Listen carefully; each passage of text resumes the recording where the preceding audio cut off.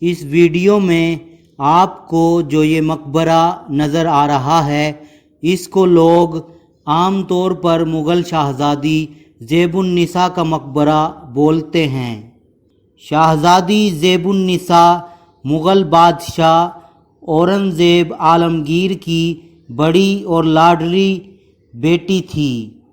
اصل میں یہ مقبرہ کس کا ہے، اس حوالے سے مورخین اور محقق حضرات میں کافی اختلاف پایا جاتا ہے۔ کوئی اس مقبرے کو افضل خان کا مقبرہ بتاتا ہے تو کسی کے خیال میں یہ مقبرہ میاں بائی کا ہے، جو کہ ایک کنیز تھی مغل حکومت کی۔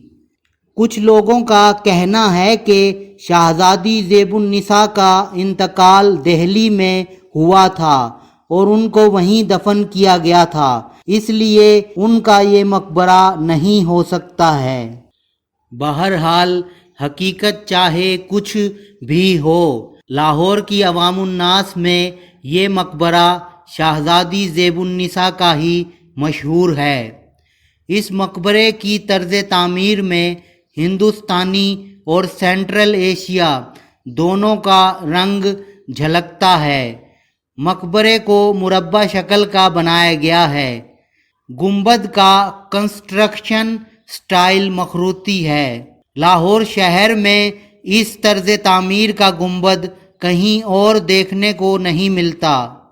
شہزادی زیب النساء ایک شاعرہ بھی تھی اور مخفی ان کا تخلص تھا۔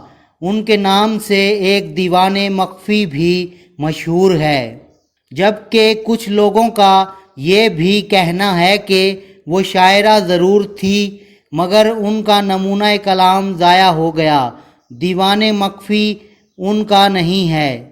زیب النساء اپنے بھائیوں سے بے حد محبت کرتی تھی۔ ایک دفعہ ان کا بھائی اعظم شاہ سخت بیمار ہو گیا۔ زیب النساء نے اس کی تیمارداری خود کی۔ اعظم شاہ کو طبیبوں نے پرہیزی کھانا کھانے کی ہدایت کی تھی۔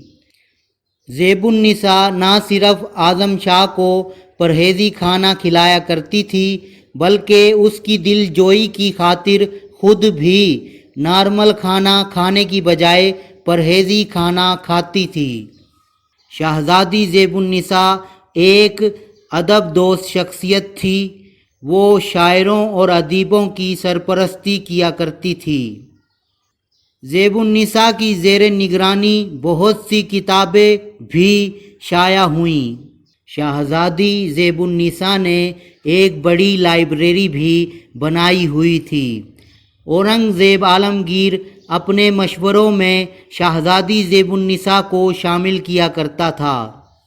اورنگزیب عالمگیر شہزادی زیب النساء کی بہت عزت کیا کرتا تھا۔